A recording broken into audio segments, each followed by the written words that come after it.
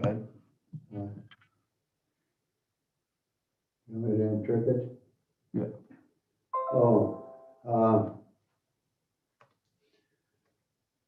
Interpretation of my ceremony this morning for the opening of the ceremony.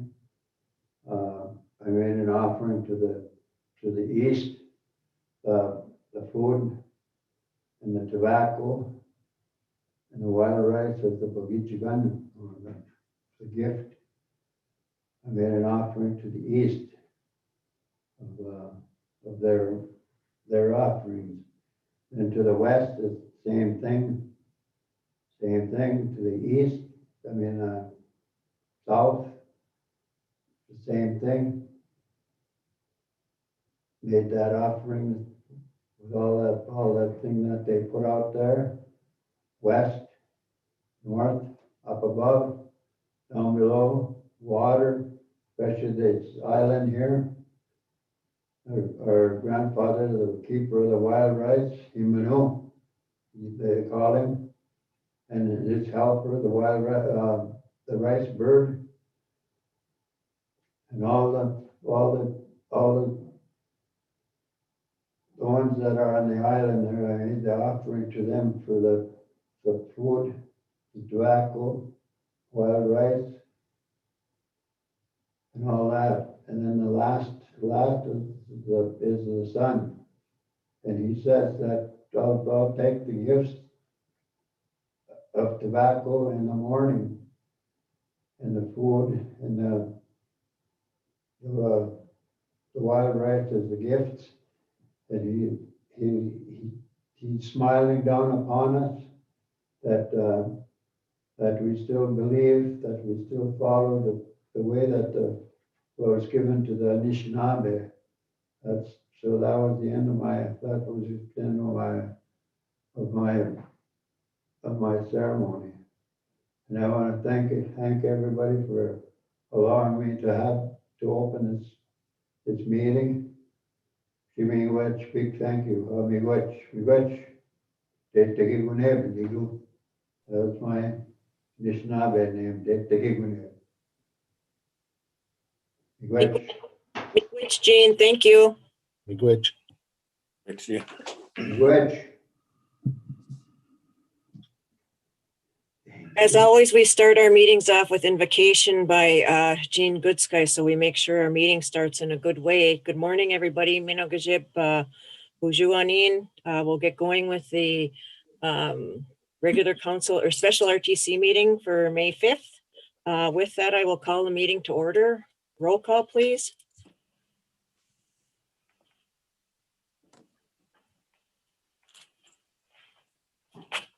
Whitwell, you're muted.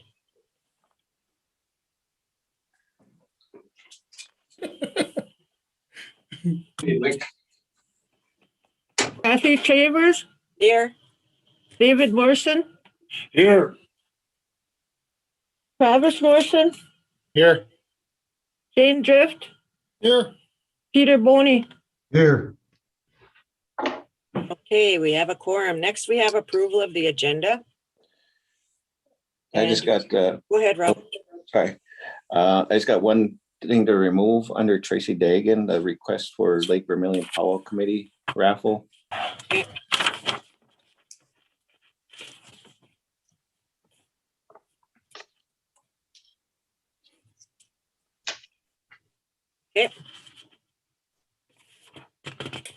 Anything else? Any additions or deletions?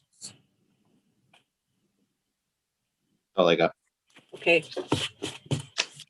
Now I'll call for a motion to approve the agenda with that change.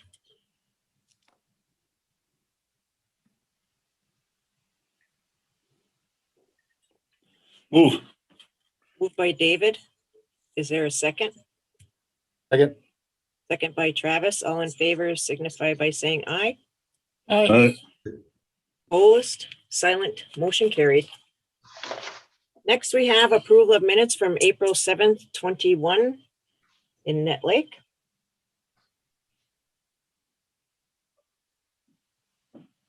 I have three things regarding the meeting minutes. Okay. The first one is on page one, the bottom paragraph, where we're talking about the strategic plans for the rescue plan funding. Mhm. Have we heard anything on the lost revenue for the casinos? Do we know if that's gonna be allowable or if that's coming through? There's, Kim, I think, can answer that, but as far as I know, there's been nothing that's come through yet. But go ahead, Kim.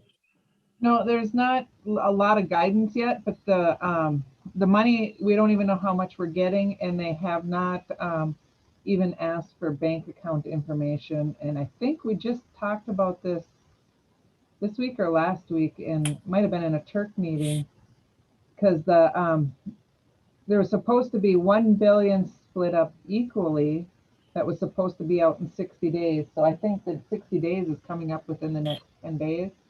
But there is not much for guidance that I have seen.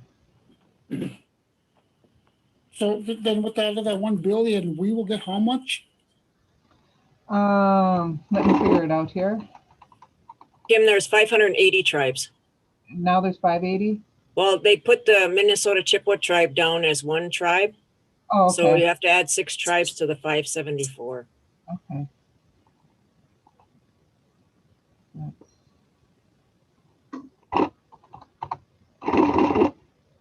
That's 1,724,137.93. And I suppose we don't know the guidelines for it, if it's restrictive or semi-restrictive. It's partly restrictive. It's so of the 20 billions, 1 billion is being allocated equally amongst all tribes.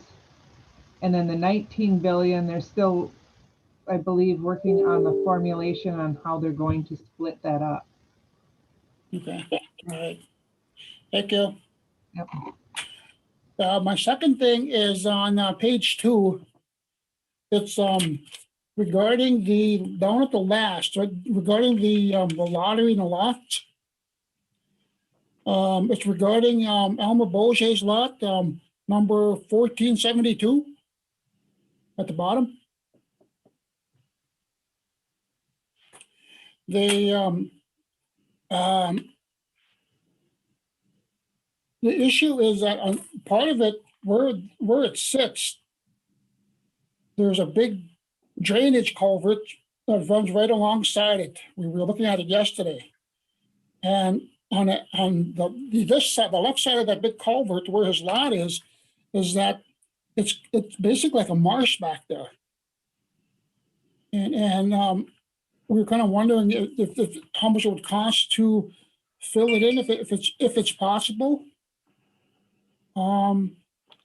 Basically to put it back on a table for discussion, if you will.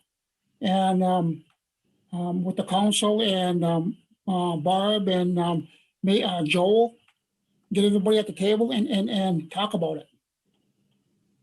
I think there's confusion on those lots because I believe, was it Chelsea Mason, Chief? Yep. Yeah, it was Chelsea too. I believe she thought that same property was hers. I think Barb's got to get out there and mark the properties so we actually know who owns what and where. Because Chelsea Mason thought that was her property. So there's confusion on the lots, but we'll get that clarified. Robbie, if you could set up a meeting with Barb and maybe we can get the people either by Zoom or on the phone. And we'll have Joel look at that lot. Okay, all right. I almost think we should all go over there and look together. Well, I think we need to know what lots we're talking about first. Yeah, so we can see what we're looking at and see what lots are available, or you know what I mean? Because now this is the second one now that's popped up where it's all lowland, and it's going to be hard to build on it. There's still room to build, I guess, but if the back is marshy. The lake side is marshy. But you got 3/4 of the to build on. Okay. Because I know when I talked with Joel yesterday, that's one of the things he said. He recommended that some of them lots not even be basically turned into lots, if you will, because of the way it sits, the way the land is. You know, and then one of my questions was that even if they did fill it in, and let's say somebody builds on it, 10 years later, could that start sinking again? You know, that's just something we need to look at. Oh, we need everybody at the table, I believe, I think that's the way to do it. Like that was mentioned, is that we get everybody at the table, Joel and whoever, with regards to making sure, number one, they're the right lots, because you're looking at a map and you're trying to figure out where your lot is. And then second is, some of the issues with the lots, like if Joel said they shouldn't have been, if we have lots that maybe shouldn't be built on or whatever, we really need to look at that. So we'll get a meeting on that set up, Rob. Okay. Yeah. And my third and final thing is on page 4 of the meeting minutes. Oops. Down at the bottom, and what we're talking about, when we're talking about the Damiano Center and the taxes, whatever came of that? Are they going to tax us for being there, or? I sent you the response from Jeff Holt like the next day. Yes, we do. We are paying the taxes because it's $330 some a year.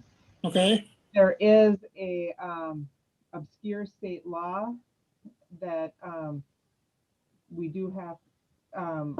We would have to fight to get the state law changed, and at this point in time, it's cheaper to pay the taxes and then maybe work on that because it's only $338.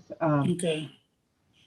There is a law that is, if you're because we're not a 501c3, that if you rent from because the Damiano Center is a 501c3, so they don't have to pay taxes, but if they lease part of their building to people, the tenants do have to pay taxes. Okay. Thank you for that clarification. Email. Thanks, Kim. That's all I had. Okay, any other questions on the minutes? If not, I'll call for a motion to approve the April 7, 21 meeting minutes in Net Lake. Move. Moved by Shane. Is there a second? Second. Second by Chief. All in favor signify by saying aye. Aye. Opposed, silent, motion carried. Okay, Rob. Okay, so first we have Jenny Rowland with Brianne Porter. Introduction of new staff. Good morning. Good morning, Jenny. Good morning. I Jenny, have. can you turn your cameras on, Jenny? Oh, you want me to turn my cameras on? Holy geez, you ask a lot. Let me see. I don't have anything. I don't have any choices. Sorry. That's going to be a problem for later. I don't know.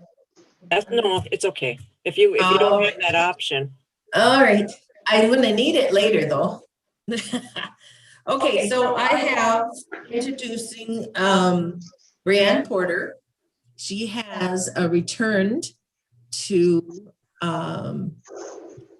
transit. She worked as a dispatcher for a couple years and then left to go to nursing school. And now she's returned as a bus driver. So we welcome her back. That was really a nice prize. Welcome, Brianne. Hello. Congratulations. Thank you. I'm glad to be back. Welcome aboard. Welcome back. Welcome back. Thank you. Welcome back, Brianne. Thanks, Jenny. Thanks, Brianne. Thank you. Okay, next we have Tara Gijic with some conservation officers.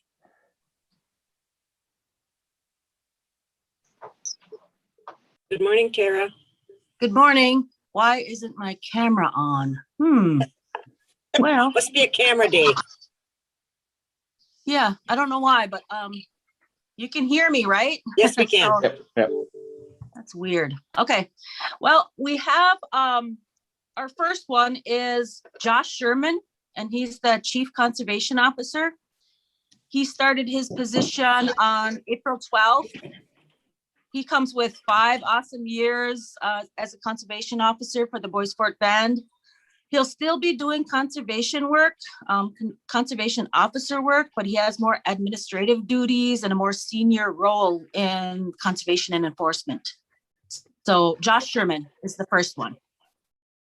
Congratulations, Josh. Thank you. Can you guys see me or no? No. Oh, but we can hear you. But Congratulations, you can Josh. hear me. All right. All Yeah. right. Well, hey, thanks a lot, you guys. Keep up the good work, Josh. Do my best.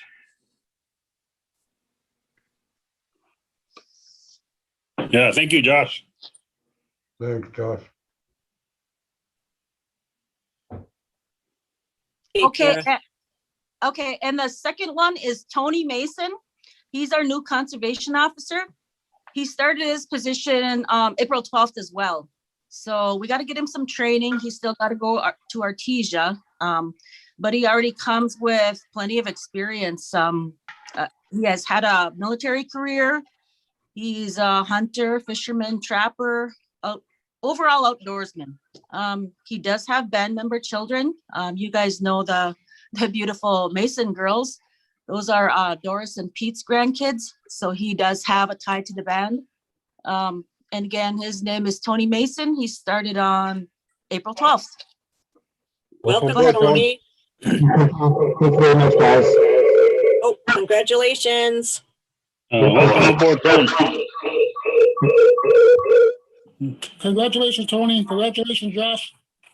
Well, thank you, guys. Looking forward to it. Appreciate it. Congratulations, guys. Yeah, congratulations.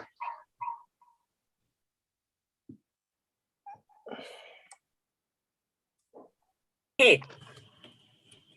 Okay, so next we have Lynette Totman with a couple of them here.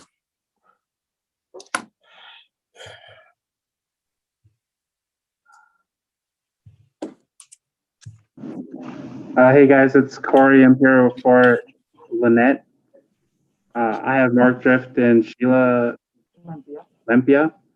Mark Drift is the new registration staff down at the front desk here, and Sheila is a new LPN here at the clinic in that lake. Welcome, Sheila and Mark. Welcome aboard. Congratulations. Welcome. Welcome. Welcome aboard. Thank you. Thank you for all the hard work you guys do. Thank you. Thanks.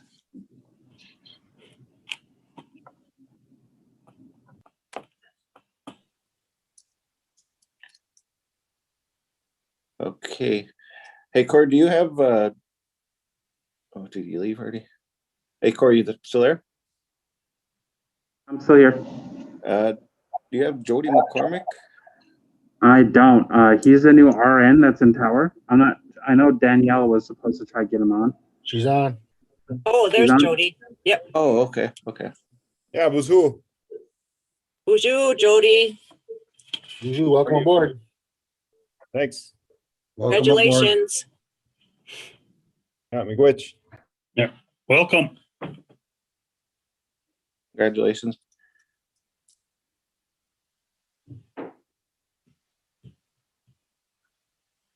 Okay.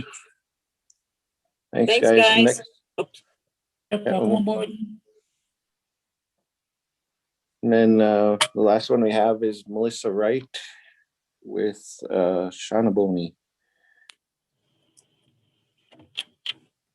Hi, Melissa. Hello, good morning.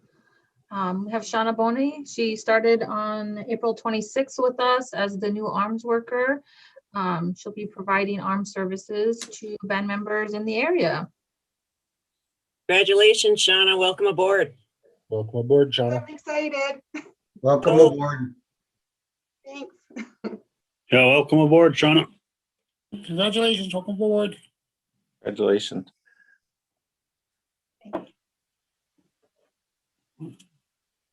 Okay, that's all I got right now. Okay, thanks, guys. I have just received a text message that we will probably have to go back and rescind our motion on the agenda. There was an agenda item that was supposed to have been added for a subaward for John Hopkins. Subaward agreement with John Hopkins. And the reason we would like to add it is because Melissa Walls would like to speak to the council on behalf of this, and her meeting agenda is open this morning. So if we could go back to the agenda and rescind the motion to approve, it was David and Travis, and add the subaward agreement with John Hopkins under Pam Hughes. Do we have any information on that? I believe they will verbally talk about what the subaward grant. We already have an agreement, but this is like a subaward agreement. Hey, Kath, I thought it was on the agenda, page 3. Is it? It's under Pam, sorry. Yeah, it's under Pam. Oh, it is on there. Okay, I'll forget what I just said then. Thank you. I didn't get to page 3. Got it. You're okay. My apologies, council members. Okay, we're done with the introduction of new staff. It's nice to get some nice young people in, and I believe everybody's doing it. Will do a great job, and we still do have positions out there, so people apply. That's all we can say. Please, please, please apply. Next, we have the consent agenda, and I will read that off. Approved a request from Jenna Letty for a budget modification to purchase Minnesota Vikings tickets. And then approve the state opioid response. It's also called the SOR Supplemental Tribal Contract. Next is approve the request from Kim Greiner and Randy Long to approve the Fortune Bay server project in the amount of $299,754.51. This entire amount will be from the U.S. Treasury CARES Act funds. Approve the request from Lance Hill to sole source BK radio equipment from BK Technologies Incorporated for forestry in the amount of $19,000. Approved FFCRA COVID emergency sick leave and expanded family leave, or expanded family medical leave, excuse me. Approve the one-time funding application for Head Start in the amount of $19,864. Approve the requests from Kim Greiner, Terry Morrison, and Jill Shukard to sole source the contract with Gartner for box assembly and startup for food shelf walk-ins, freezer, and cooler in the amount of $6,150. Approved a $500 fire donation to William Werta, whose belongings were destroyed in a house fire. Approved the Pitney Bowes new lease for the postage meter, paper folder, envelope stuffer machine to put addresses on labels and envelopes. Approve the grant application for the cost of living adjustment for Head Start, Early Head Start. Approved a waiver of the required lakeshore setback for Jessa Boyer's building to have a setback of 65 feet instead of 75 feet. Approved the request from Travis Vaki to sole source the Advanced Minnesota, the fees for the CDL program for 5 Big Woods Transit employees in the amount of $12,475. Approve the request from Travis Vaki to sole source inspections and testing services for the Vermillion Head Start Large Muscle Addition from Braun Intertech in the amount of $11,190. Approved to extend the deadline for the sales tax rebate program to May 17, 2021 to match the IRS deadline for filing. And that is the consent agenda. Ooh, that was a long one. Any questions on the consent agenda? Yes, page 2. Down the second to the last one at the bottom. Approve the request for Travis Valky to sole source inspections and testing services for, do we know, is this some additional funding that they're requiring? Or is this part of the original funding that they already received for the large muscle room? I believe it probably is part of the money that's already included, but I could be wrong. Yeah, I believe it is too, so. Okay. It is part of the original funding. Yes. Yep. Okay, all right, thank you. And then approved to extend the deadline for sales tax rebate program. What exactly is that? Kim? Band member owned businesses on the reservation that pay sales tax on some of their supplies and gas are eligible. This program has been in place for 20 some years, I believe. And so normally, because they have to use their tax returns to apply for it, and since the tax season was backed up, that's what the reason for the extension of the program. And so it has to be an on-reservation band member-owned business. Okay, thank you. Any other questions on the consent agenda? If not, I'll call for a motion to approve the consent agenda.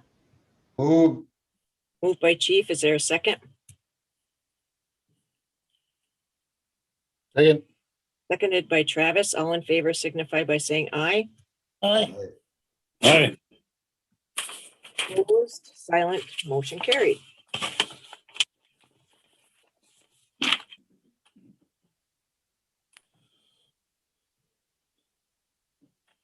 Okay, Rob. Okay, next we have Lucas Huerta and Dr. Pallaby. I'm probably butchered that name. Sorry, Dr. Walls. Good morning. Morning. Morning. Morning. Morning, everyone. Good morning.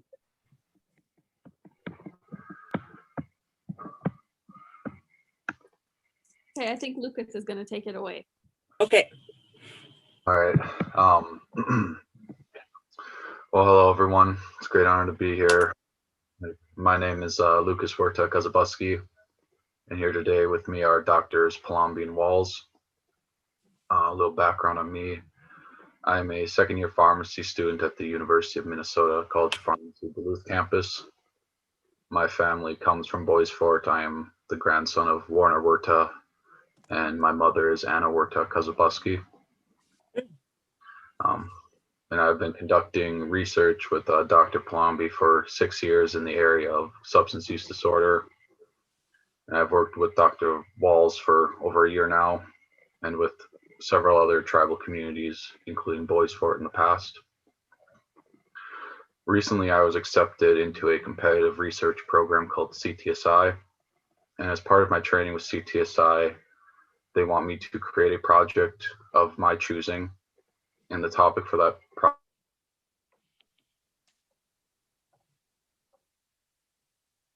We lost Lucas. Apologies for that. Oh, okay. My internet is it's not great. I've got 5 other pharmacy students in my house, so.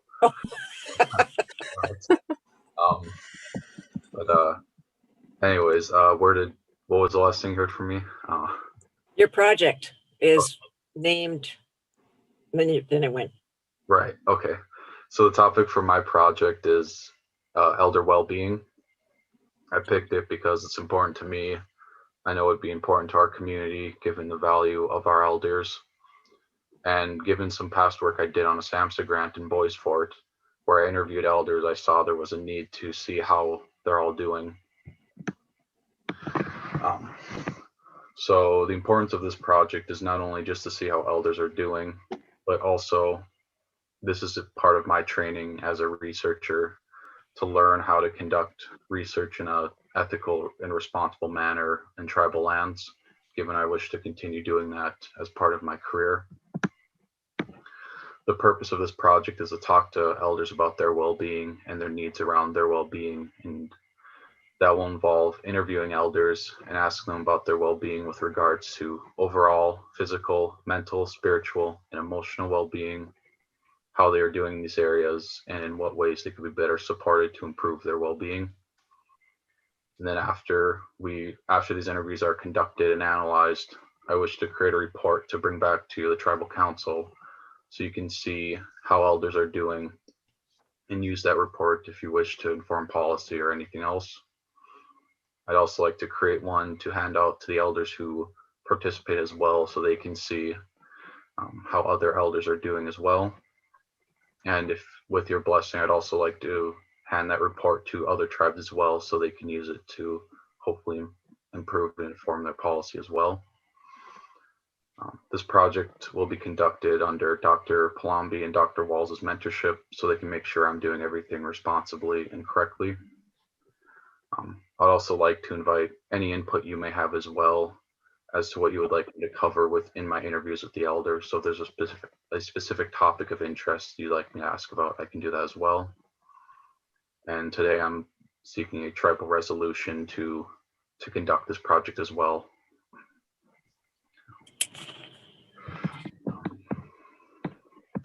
Okay, Lucas, this is Kathy Chavers. Are you gonna, do you know how many elders do you plan on interviewing, and what is the timeline for your project? I'm shooting to get about 20 elders. For a timeline, the project is due at the end of August. I'd like to finish interviewing by the end of July, beginning of August, so there's time to go through all the interviews and analyze the data.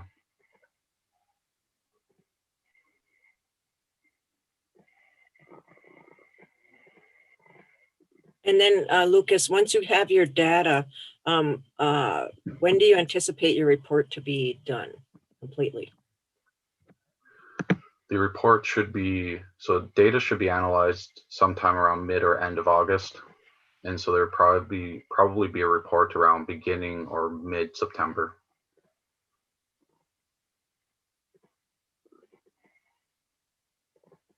And are you, with regards to the 20 elders, are you looking at just on reservation elders or on and off reservation elders, and any kind of age category breakdown? Because I know like our elder age starts at 55. So just a couple questions on that. I would be looking to get elders who are on the reservation. And then in terms of age, 55 plus. I don't have a maximum age on that at all for the inclusion criteria. I'm just aiming to have people who can consent on their own, and so. Okay. Sounds like a good project. Thank you.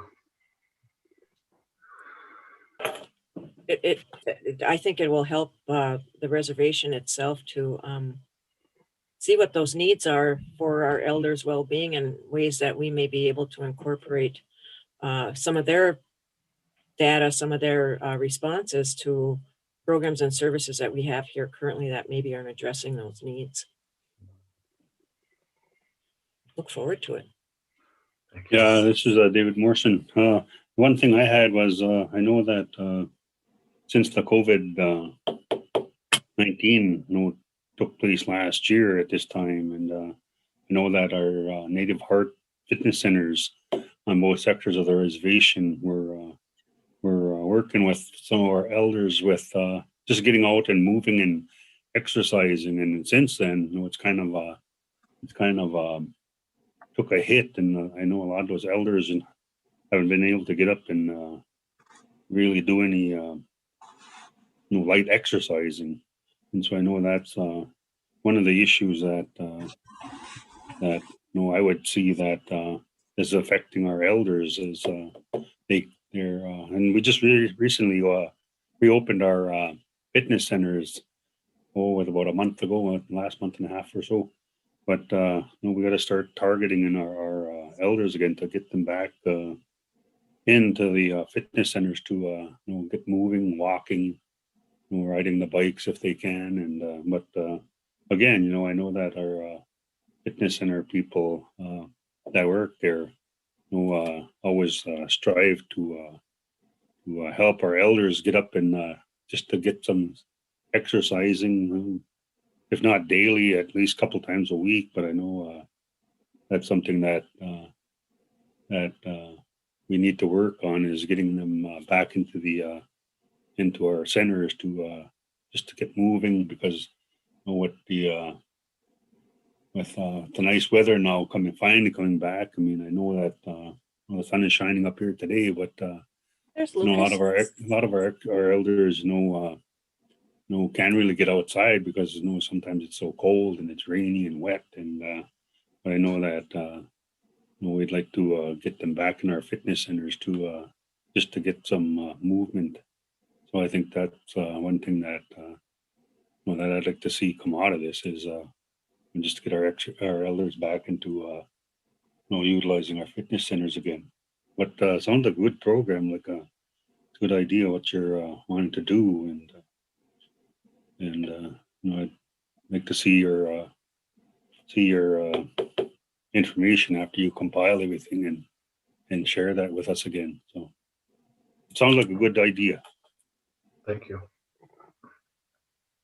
Our cameras are working now. We can actually see Lucas. Nice to see you. And I think that too, Dave and I, not dating ourselves, Dave and Chief too, remember your grandpa, Warner Werta, when he was at the Orr School, and he was a good man. And I also know your mother, Anna, and I can't believe you're that old. I mean, to be able to do research. I just remember you being a little kid, not a researcher, a second year farm student. So congratulations on that. Thank you. Did you want us to have a resolution drafted for this, or do you have one drafted, or? I believe I would need one drafted for this. I don't think I have one currently.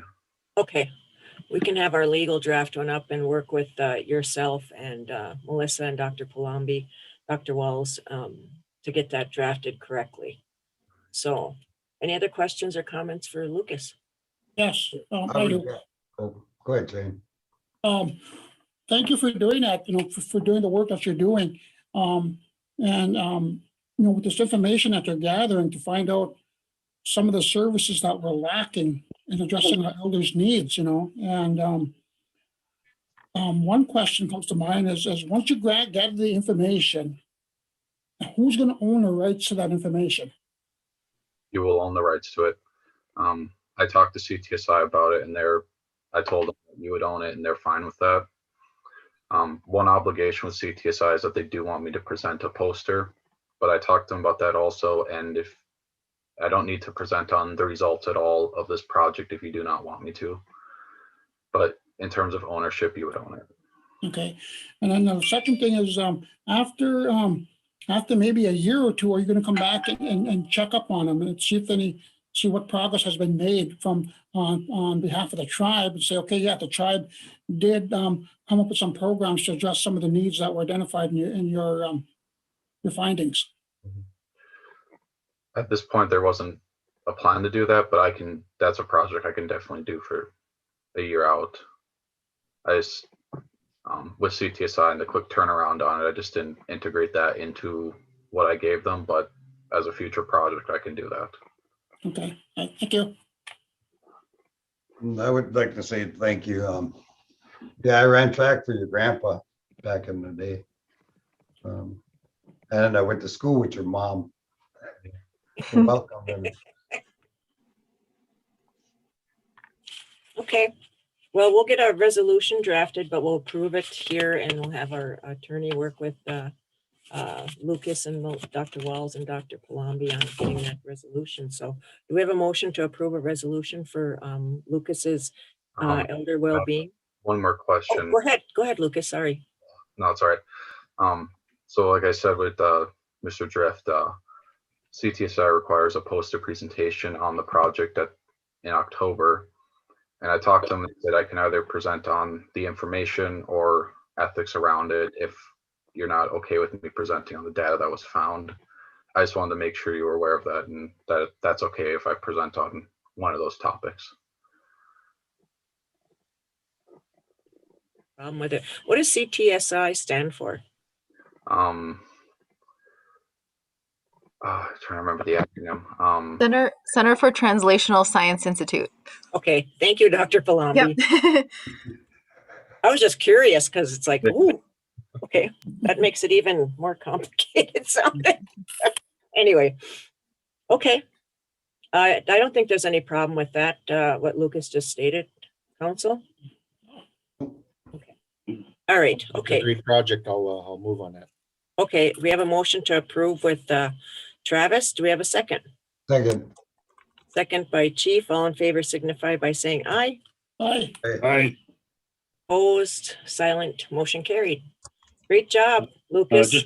Just before you leave here, I knew your grandpa really well too, and he was, I know he was a very good athlete when he was younger days, and I know he was our shop teacher when we went to high school. And anyway, when your grandpa took a long time to finally get enrolled with the band here at Net Lake and through the Minnesota Chippewa tribe, but after he got enrolled, when he was a runner, they used to call him what they call him, the Flying Finn. And after he got enrolled, they said he was the Flying Skin. No, I'm kidding. It's just a little joke. But yeah, your grandpa was a good man, and I got along with him really good when I was in high school. But yeah, he was a good guy. So Thank you. Okay, well, thank you, Lucas and Dr. Palambi and Dr. Walls for being with us today, and great project. Great project. Thank you. Thank you.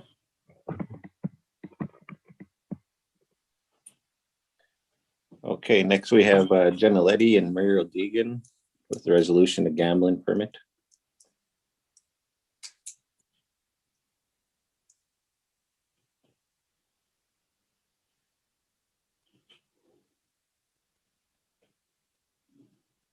Yeah, they're not in here. Okay, well, we can just go ahead with it.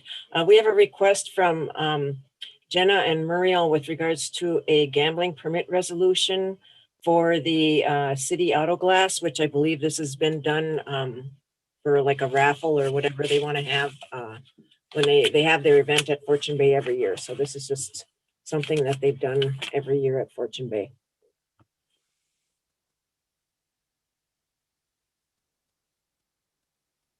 Do you have a motion to approve a gambling permit for city auto glass? Move. Moved by Chief. Is there a second? Second. Seconded by Shane. All in favor signify by saying aye. Aye. Aye. Opposed, silent, motion carried. Okay. And next we have Jenny Rowland with a couple items here.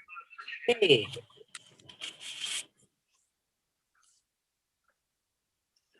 Hi again, Jenny.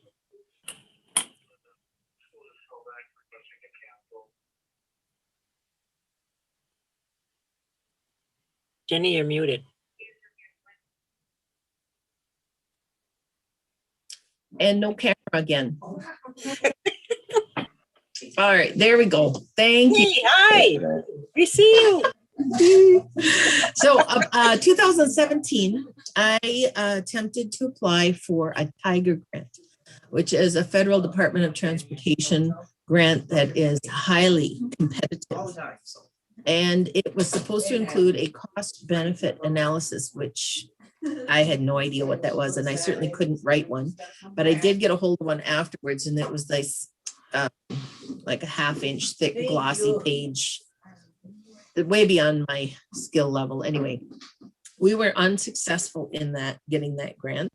So my next step was to write a planning grant for the tribal transit discretionary funds to get a $25,000 grant to contract with someone for a cost benefit analysis. And I've been working with the ARDC on that. So fast forward to 2021, and the Tiger grants have been renamed RAISE, which is Rebuilding American Infrastructure with Sustainability and Equity.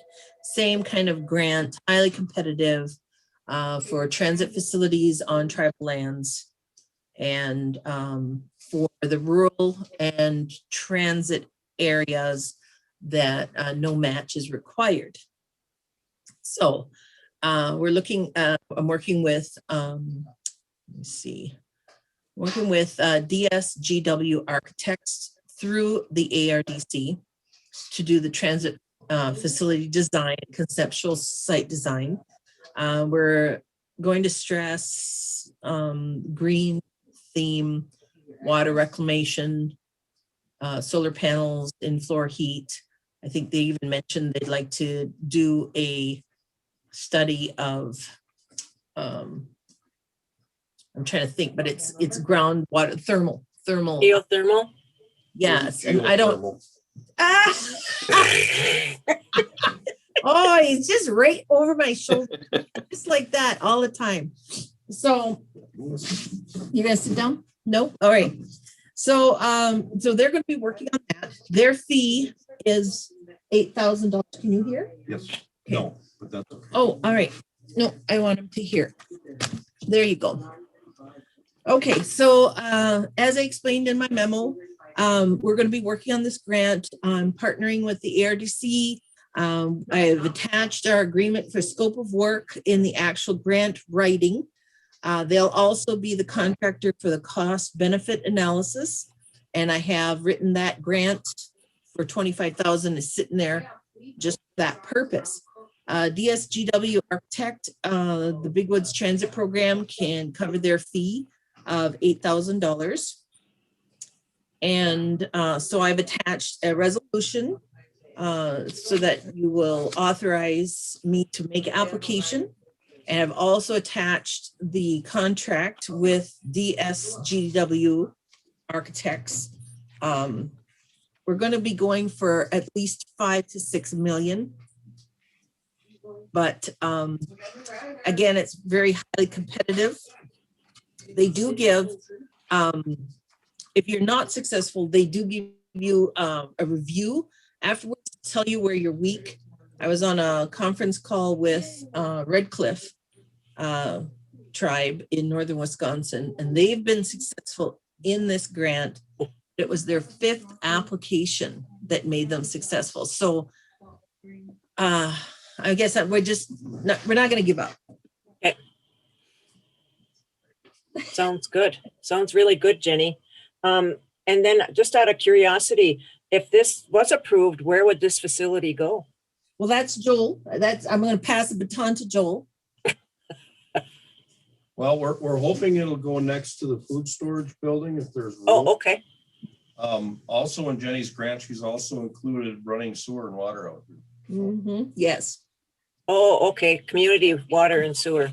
Yes. Okay. Because it's just, as we continue to expand this area, the well can't support it.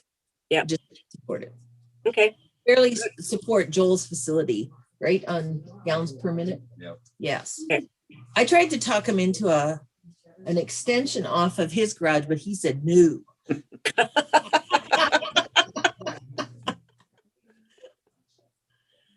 Well, Jenny, it's really nice that you're able to do this, and then also talk with Red Cliff, because if, you can get some insight from Red Cliff regarding their application process. We don't know unless we ask, right? Yep, that's right. And you just keep calling until they're sick of listening to me. So, give her the garage, make her go away. Okay. So I'm requesting 2 things from the council today. Yes. It is a resolution that authorizes me to make application and approval of the contract with DSGW. Okay. Okay, first we have the grant application for the Rebuilding American Infrastructure with Sustainability and Equity Raise Grant for Jenny to apply. Do we have a motion to approve that? Move. Moved by Travis. Is there a second?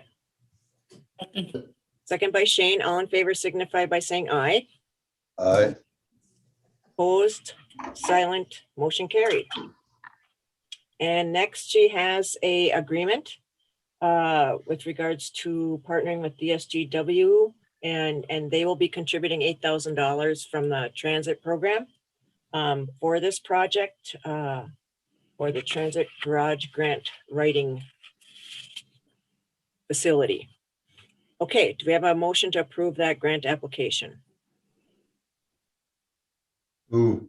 Moved by Chief. Is there a second? Second.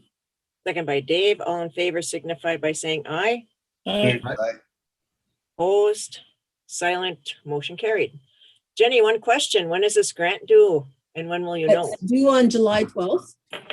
which seems like it's all the time in the world, but it's going to be pretty labor intensive to make sure that we get all the pieces compiled and, you know, the reports, the cost benefit analysis written and everything.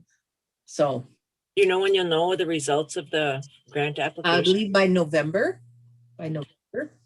is what I'm enrolled in all their training webinars. So there's like 6 of them. So that's what they're talking about.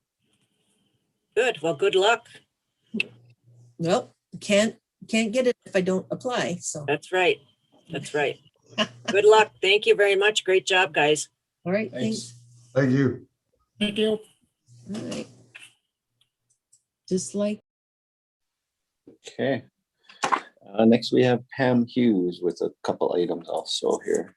First, the New Moon lease agreement. Pam, you're a plant. Oh, that was Wickle. Good morning, Pam. Good morning. I'm waiting for Melissa, but I can go ahead with the New Moon stuff. Okay. So the first one is the New Moon lease agreement, and then the housing rules and addendum, tenant selection plan, and retention plan.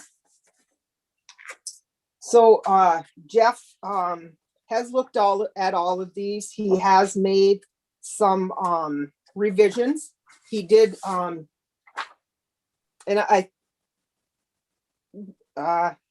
he made a lot of revisions, developed the retention plan on the lease. That is what we are going to use going forward for individuals that will be moving in to New Moon. So I would need approval on that. And Jeff, he actually approved this one back in October, but we decided to hold off until we had all of the other documents together. So I would just come at one time.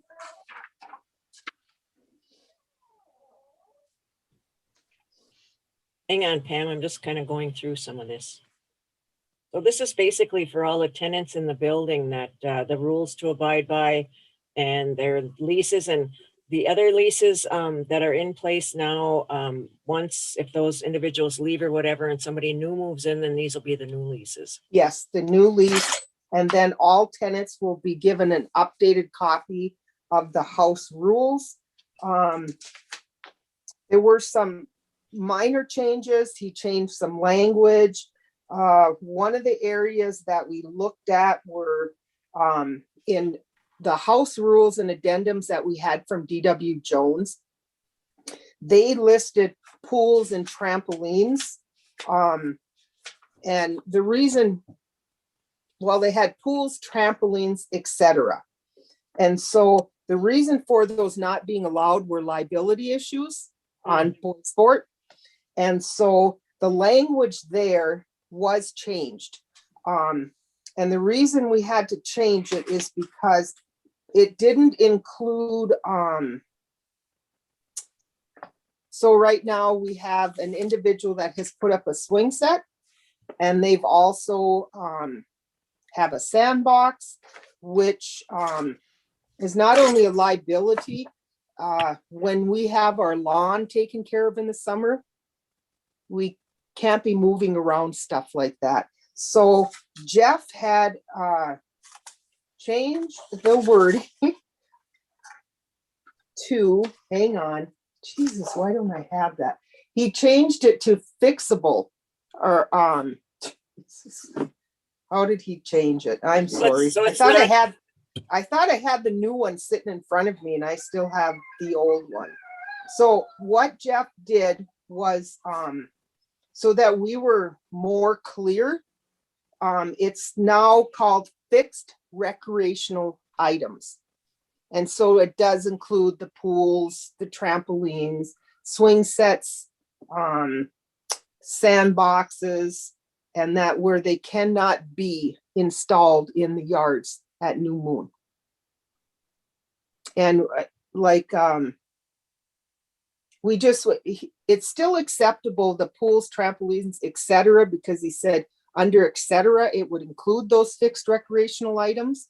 but he just wanted the title changed to fixed recreational and then including to make it more clear. So that was probably one of the biggest areas that were changed. And with the tenant selection policy or tenant selection plan, does that go through your New Moon board? Well, okay, so on the tenant selection plan, that was a request that came from Minnesota Housing. Every so many years, they ask you to update your tenant selection plan because things change. Yep. And so they did have a guideline that Jeff followed. Jeff went through everything, made some, revisions. And then also we had, Jeff had taken it and sent it to Minnesota Housing and asked them for any suggestions if it looked good. And they felt that it looked good. So then Jeff gave the approval to move forth with it. Because before it had in there like credit checks and stuff, we can't use that against tenants. We can't run credit checks on them and use it against them. He added more language into like the felonies for individuals that we can't house, but he added more language in that to explain it better and stuff. So, yeah. Good. Any questions for Pam? Yeah, just one question. Regarding the abandonment of the premises. Now, when the tenant leaves and then they basically abandon the house or the unit, and some of the possessions are still in there. What primarily do you do? What do you do basically? Do you put it off someplace for storage? Do you? So what we do, Shane, is we will notify them and that they have 30 days to come and get their belongings. Right now, we don't have storage. That's why we are still wanting to put up a garage for those purposes for storage and stuff, because in our mechanical room, we can't store belongings. We do, there have been times that people have left, and we know that some of the belongings they have left have meaning to them, or there's times even when they leave without their feathers. So we do keep that stuff, and we'll even reach out to family members to see if they can come and pick up some stuff. And we've had that happen. We actually did have somebody come back wanting their feather. So, if we know that we just think there's some sentimental value or cultural, whatever, we will keep it. The furniture and stuff, we normally don't after 30 days because we have nowhere to store it. Okay, thank you. Okay. With no other questions for Pam, can we have a motion to approve the New Moon lease agreement, house rules and addendum, tenant selection plan, and the retention plan agreement? And when did you want this effective? Today, Pammy? Yeah. Okay. Effective today. We have a motion to approve? Move. Moved by Chief. Is there a second? Move. Second by Shane. All in favor signify by saying aye. Aye. Opposed, silent, motion carried. Good job, Pam. Perfect time to get them approved because we're in the middle of a HUD audit.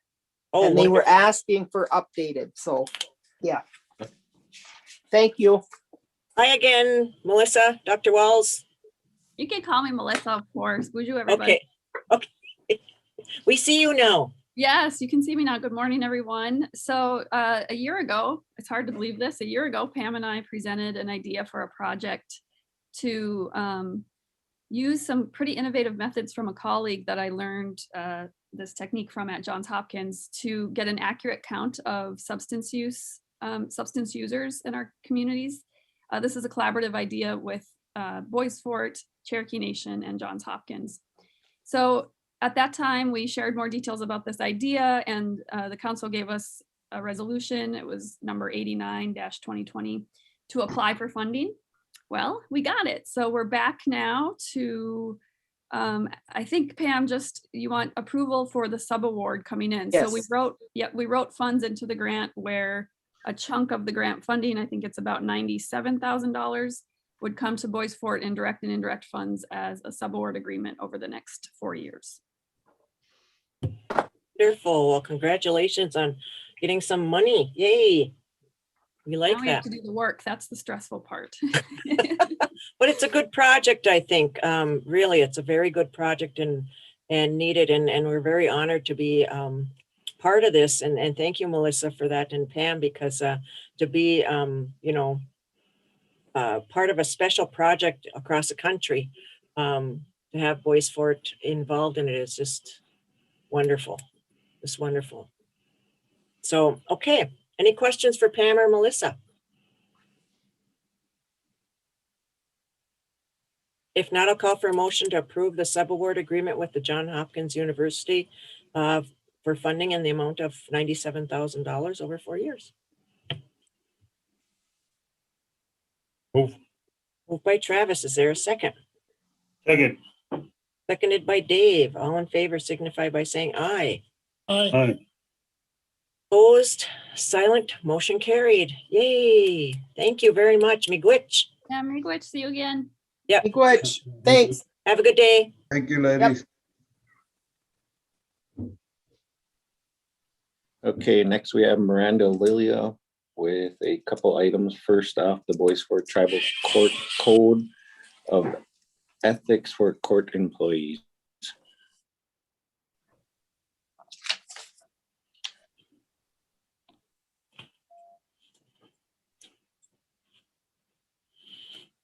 Good morning, Miranda. Good morning.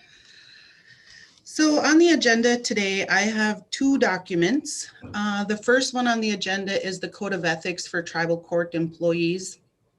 As it states in the purpose on the second page of the document, the purpose of this Code of Ethics is important to clearly provide rules of behavior and conduct to court staff, as well as provide effective and fair administration of justice and customer service for the benefit of the Boys Fort tribal community by providing for a code of ethics for Boys Fort tribal court employees. So this document covers a lot of areas, which are professionalism, competency, performance of duties, impropriety and the appearance of impropriety, impartiality, prohibition against giving legal advice, conflict of interest, confidentiality, discrimination, refraining from tribal political activity, and technology. So this document was reviewed by court staff, Chief Judge Troyer, the band prosecutor, Ben Pachito, and the tribal attorney, Jeff. So what I'm asking the tribal council to do today is just approve it, and it would apply to the staff here at the court. It does not apply to the judge or the attorneys because they have a higher standard that they need to apply to. Good. I like that, an attorney, Jeff. Okay, any questions for Miranda on the Boys Fort Tribal Court Code of Ethics for Court Employees? If not, I'll call for a motion to approve. And you want that effective today, Miranda? Yes, please. Okay, effective today. Is that Chief? Yep. Okay, moved by Chief. Is there a second? Second. Second by Dave. All in favor signify by saying aye. Aye. Opposed, silent, motion carried. Good job. The second item that I have for you is a user confidentiality statement and agreement, specifically for the court software that was recently purchased. I guess I would just like to say that there's nothing that really is bringing these documents forward. They've just never been at the court. There's never been an issue that I'm aware of it. It's just good, I think, to have the documents out there for the staff and for the users of the software, so they know what the expectations are and, you know, they're aware of it. But this document was also approved by the staff, Judge Troyer, the prosecutor, and Jeff. And this document addresses the confidential information that's contained within the software. The specific part that it applies to is though the information that's not public record. So that could be especially the children's information. That information is confidential. And so we want to make sure that everybody who uses the software is aware of the expectations. And it also provides or lets them know what the consequences are for releasing that information or misusing the information. So this is something that all users of the software would sign. And users, I'm defining it as anyone who I've provided login information to use the software. And so that would include the tribal court staff. It would include the attorneys, Judge Troyer, as well as some of the other programs within the tribal government that may use the software. Okay. We would sign this annually, and so everyone would agree to it annually. Miranda, would these be on file then at the tribal court, these Yes. documents? Okay. Yes. Okay. I think it's a great idea and a great document. Because, and then the other question I have is, are you using Full Court now? We are using it. It's going a little slow. It's hard to keep up with it. But with the new cases that are coming in, they're getting put into there. And so we're kind of using technology with the new cases, but the old cases, we're trying to catch up with those. So it's taking a little bit. Oh, that's good though. It's nice to hear you're using the software, because I know we talked about it for years, but it's just never really happened. So that's good to hear. Good to hear. Okay, any questions for Miranda on the Full Court Enterprise User Confidentiality Statement and Agreement? No? Okay, I call for a motion to approve that agreement. Move. Oh, moved by Shane, seconded by David. All in favor signify by saying aye, and that would be effective today. It will. Aye. Aye. Opposed, silent, motion carried. Great Thank job, you. Miranda. Thank Good you. job. Have a good day. Thank you. Good job, Randy. Okay. No other business, Rob, huh? Move. Oh. Okay, do we have a motion to adjourn? Move. Okay, made by Chief. Is there a second? Second. Second. Second by David. All in favor signify by saying aye. Aye. Aye. Opposed, silent, motion carried. Everybody stay safe. Please, if you're not vaccinated, get vaccinated. We have vaccines at the clinic. Next week, they're talking about having a possibility of the Pfizer vaccine available for those children 12 years or older. We will be trying to get a hold of people with children in their households to get an idea how many might want their children vaccinated. So it's very important that we hear from people. And we'll be working on that to get something out this week. But right now it's not approved, but we want to be ready in case it does get emergency approval. But I do want people to remember we need to be vaccinated. Don't take the chance of, I heard yesterday from some healthcare staff that young children, babies are showing up in the ERs with positive cases. And so please remember the kids. They're asymptomatic, but please remember your kids too. We need to protect ourselves, our elders, and our children. So with that, please get vaccinated and encourage our young people to get vaccinated, our 16 to 18-year-olds. So, but anyway, everybody stay safe, wear your mask, social distance, use hand sanitizer. Hopefully things will be coming to an end or close to an end. Who knows when, but it's getting better, but we can do better. So everybody have a good day, and Giga Wabaman. Stay safe, Giga Wobbin. Have a good day.